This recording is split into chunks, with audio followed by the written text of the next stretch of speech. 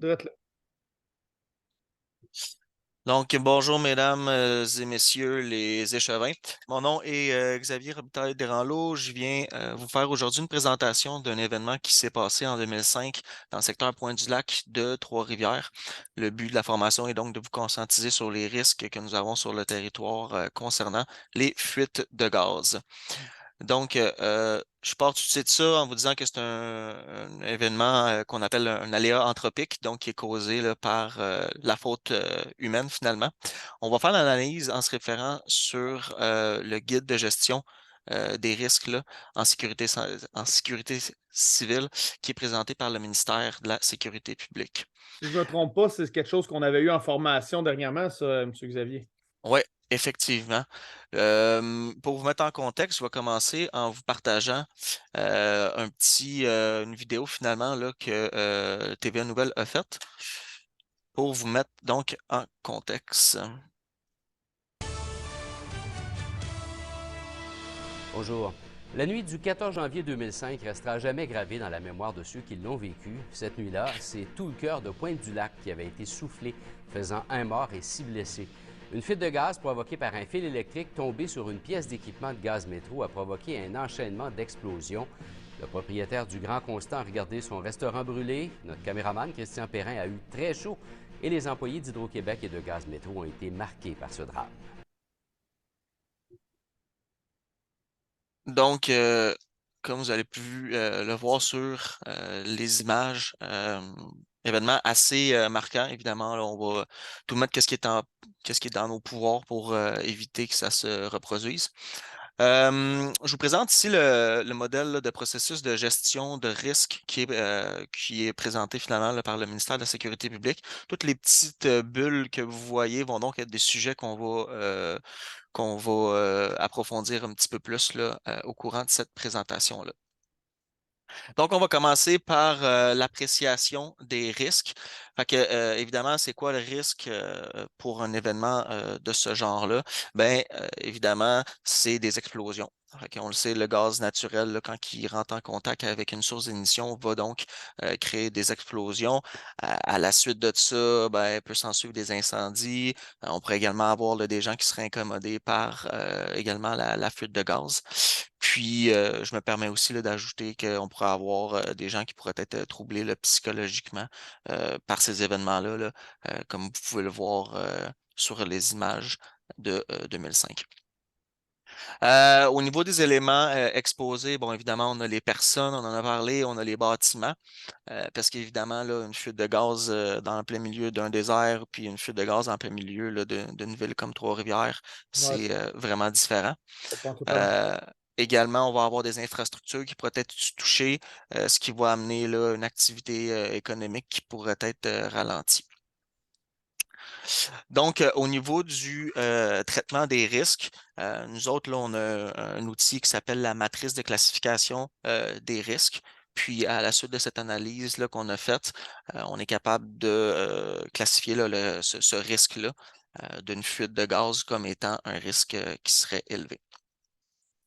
Si on passe maintenant au niveau de l'analyse puis de l'évaluation des risques, ben, le potentiel d'aggravation de la situation, euh, ben, évidemment, c'est une situation qui peut s'aggraver assez rapidement, là, tout dépendant la grosseur de la fuite, puis où est-ce que ça se trouve. Ça pourrait causer là, une situation assez grave rapidement. Ensuite de ça, quand on parle d'impact sur la population, ben, c'est sûr que la population ne peut pas vraiment se préparer à faire face à un type d'événement comme ça. Mais évidemment, on va beaucoup pousser sur la trousse de 72 heures là, qu'on conseille aux gens à avoir. Lorsqu'il arrive des événements comme ça, ben, évidemment, il y a des pertes de courant qui occasionnent là, plusieurs problèmes. Euh, Évidemment, dans un genre de situation comme ça, on a toujours là, l'option de se mettre là, en état d'alerte. Donc, au niveau du cadre légal, ben, il y a plusieurs choses là, qu'on est capable de mettre en action. Là.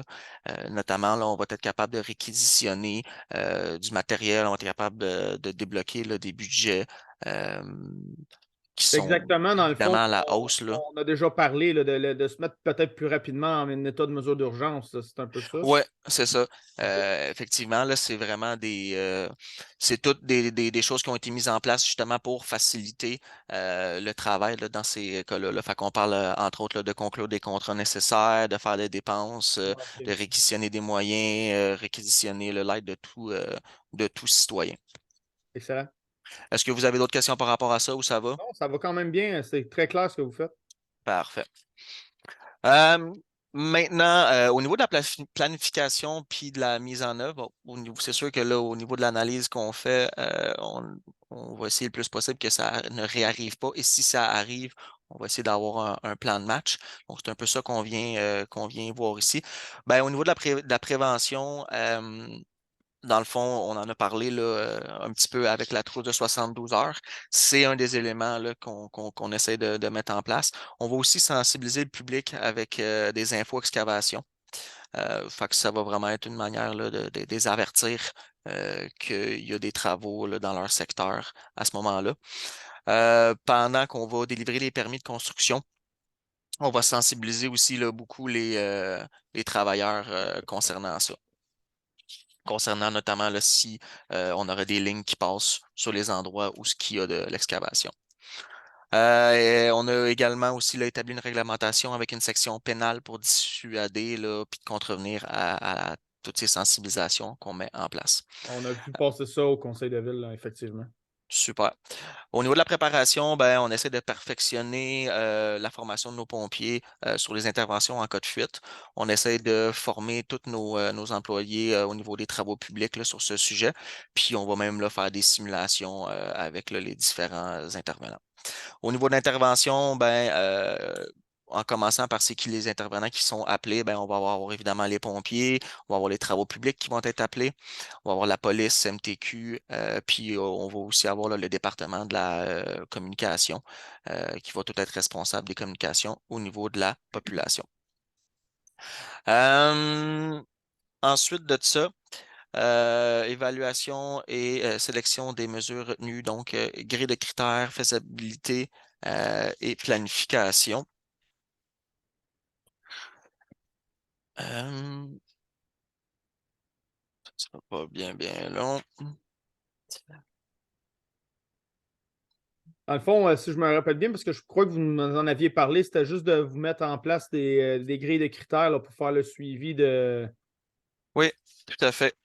Donc, excusez-moi, au niveau des grilles de critères, ben, on veut faire le suivi là, au niveau de la gestion de risque en transmettant l'information aux nouveaux acteurs. Fait que notamment, là, si jamais on a un changement au niveau du conseil, on va faire un suivi auprès de la législation municipale concernant les travaux d'excavation qui pourraient être bonifiés. On Ah, va revoir l'aide financière de tous les paliers gouvernementaux concernant là, cette situation-là. On va évaluer les packs économiques, puis réunir là, les principaux acteurs suite à un sinistre ou une simulation, ou suite à une simulation là, afin de valider si les actions posées rencontrent ben, les objectifs qu'on s'est toutes faites. Euh, Ensuite de ça, leadership, communication et consultation. Euh, Ben, au niveau des organisations impliquées, évidemment, là, j'en ai parlé un petit peu tantôt. On va avoir évidemment Énergir, Intragaz, DC Énergir, là, qui sont des gens évidemment qui ont beaucoup de connaissances puis qui vont pouvoir nous guider à travers ça.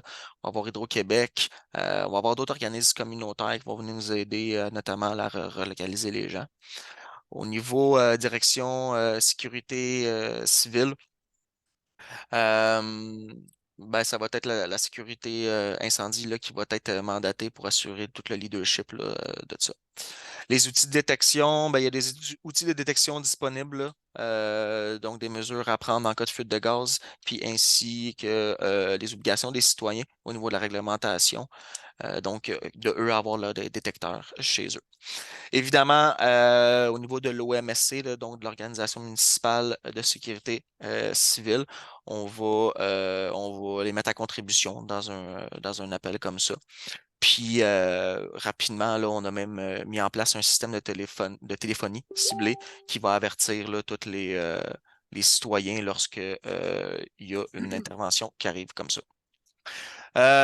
Suivi révision, je l'ai passé rapidement tantôt. Donc, je pense que ça fait pas mal le tour. Est-ce que vous avez des questions? Non, c'est vraiment excellent. Je vois qu'il y a eu beaucoup de jobs là-dessus suite à l'intervention que nous avions eue en 2005. Là, j'espère qu'en ayant fait tout ce travail-là, ça ne nous réarrivera plus. Là. Je vous remercie beaucoup, Xavier, pour On votre va travailler présentation. fort pour. Merci beaucoup. Bonne fin de journée. Merci. Au revoir.